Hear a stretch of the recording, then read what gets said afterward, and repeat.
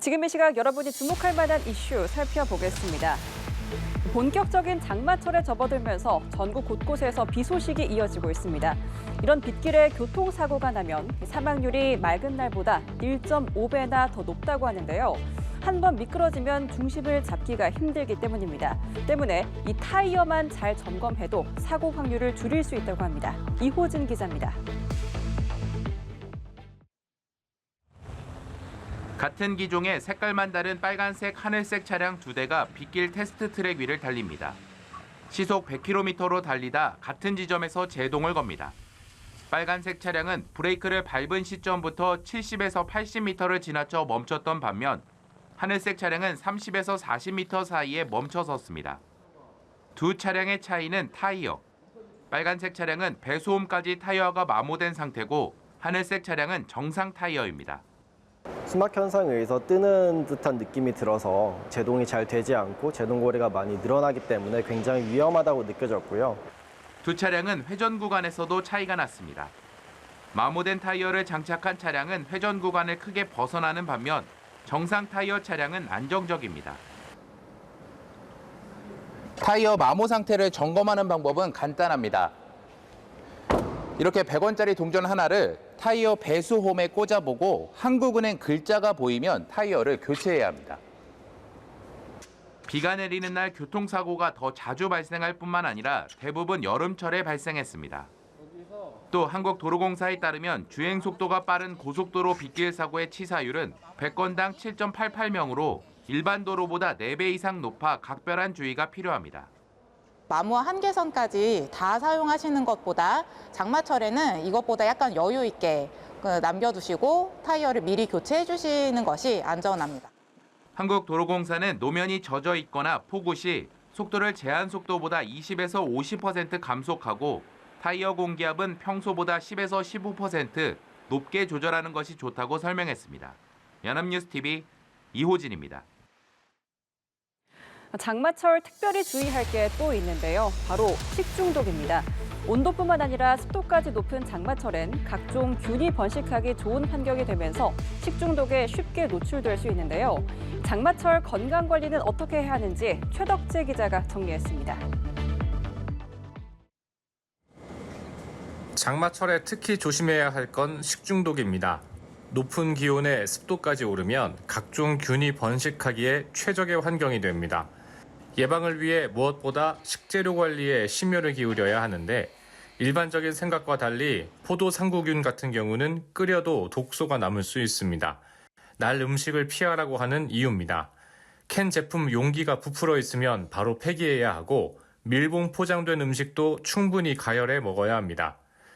식품의약품안전처도 손 씻기, 보관온도 지키기 등 6대 예방 수칙을 발표하고 홍보하고 있습니다. 냉방병도 주의 대상입니다. 습도 조절 등을 위해 에어컨을 사용할 때는 주기적으로 환기를 시키고 몸을 움직여주는 게 좋습니다. 청소하지 않은 에어컨이나 제습기는 기와 감염균, 알레르기 유발균, 병원성 세균 등의 서식처가 될 수 있고 특히 노인 등 면역력이 약한 경우 치명적일 수 있습니다. 이 밖에 습도가 높거나 저기압일 때는 관절 내부의 압력이 높아져 신경이 압박을 받아 통증이 심해질 수 있기 때문에 관절염이 있으면 무리한 운동을 삼가고 온찜질을 해주는 게 좋습니다. 장염 환자하고 그다음에 감기 환자들이 많이 늘었습니다. 그러니까 상한 음식을 드시고 나서 잘 인지를 못하는 경우들도 있고요. 제일 중요한 건 역시 면역을 강화하는 거겠죠. 얇은 겉옷을 입고 다닌다든지. 이 밖에 과도한 음주를 하면 체온이 내려가는 걸 못 느껴 냉방병으로 이어질 수 있고 숙면에도 지장을 줄 수 있어 장마철에 더 주의가 필요합니다. 연합뉴스TV 최덕재입니다. 지난달 소비자 물가 상승률이 2.4%를 기록하며 3개월 연속으로 2%대 상승률을 유지했습니다. 또 석 달 연속 둔화 흐름도 이어갔는데요. 하지만 석유류 가격 등은 오히려 오름폭이 확대되기도 하는 등 국제유가 상승과 이상 기후에 따른 불확실성은 여전한 상황입니다. 김수빈 기자입니다. 지난달 소비자 물가 상승률은 2.4%. 지난해 7월 이후 11개월 만에 최저치를 기록했습니다.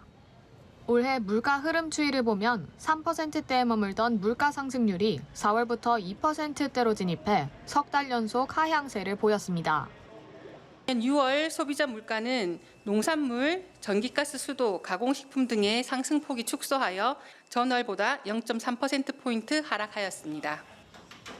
체감 물가인 생활 물가는 6월 들어 2%대로 진입했고 식료품 및 에너지를 제외한 근원 물가 역시 2.2%를 유지해 안정적 흐름을 보였습니다. 품목별로 살펴보면 농축수산물이 6.5% 상승해 오름폭을 줄인 반면 석유류가 4.3% 오르며 물가 상승을 견인했습니다. 특히 석유류는 2022년 12월 이후 최대 상승폭을 보였는데 유류세 인하폭이 축소된 점을 감안하면 기름값 상승세는 당분간 이어질 전망입니다. 여기에 최근 다시 움직이는 국제유가와 여름철 피서에 따라 석유류 수요가 늘어나는 점도 상승세를 키울 수 있는 요인입니다. 또 다른 변수는 공공요금 인상입니다. 정부는 인상 요인을 최대한 흡수하겠다는 입장이지만 여전히 인상 기조는 유지하고 있습니다. 당분간은 최대한 좀 안정적으로 관리하되 그런 불가피한 경우에인 부분들은 또 반영을 해 나가면서 이상기후나 국제유가 환율 등 불확실성이 여전히 큰 만큼 정부는 물가가 목표치에 수렴할 수 있도록 다각도로 노력할 방침입니다. 연합뉴스TV 김수빈입니다. 재산이나 소득을 해외로 빼돌려 납세 의무를 회피하는 역외탈세 혐의자들이 대거 적발됐습니다. 해외 원정 진료를 한 뒤 가상자산으로 수익을 빼돌리는가 하면 국적을 바꾸거나 법인 명의를 위장하는 등 방법도 가지가지였습니다. 박지훈 기자입니다. 국세청이 역외탈세 혐의자 41명에 대한 세무조사에 착수했습니다. 국적 세탁, 가상자산, 원정진료 등 지능화된 신종수법이 다수 포착됐습니다.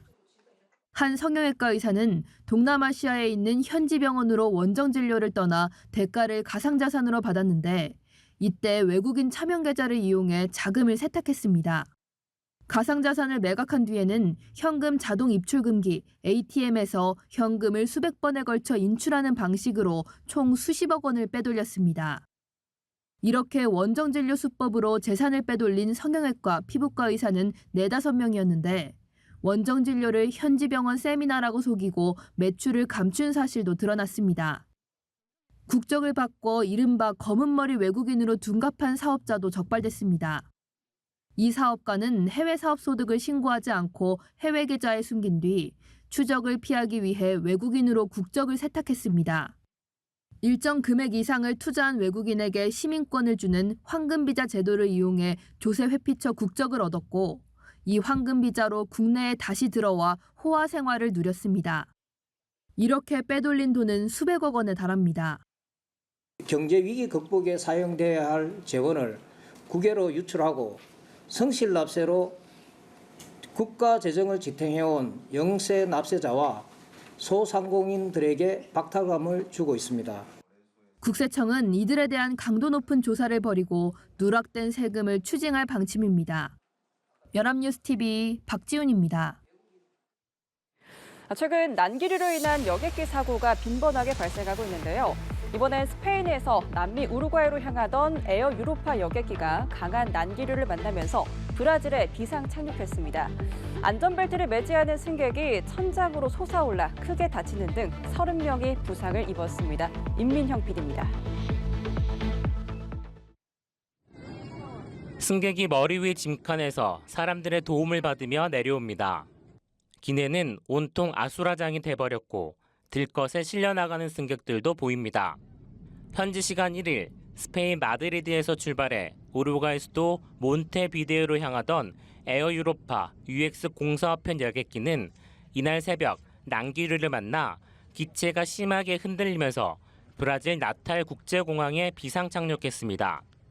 Madrid a Montevideo y nada, de un momento para el otro se estabilizó, se fue en picada y toda la gente que no tenía cinturón se fue por los aires, se dio contra el techo, se lastimó, etc. Unas heridas y nada, la verdad que una sensación bastante horrible. Pensábamos que la quedábamos ahí, pero bueno, gracias a Dios no. 브라질 현지 보건당국은 승객 30명이 경미한 찰과상이나 정형외과적 외상을 입고 나탈 지역 병원으로 옮겨졌다고 밝혔습니다.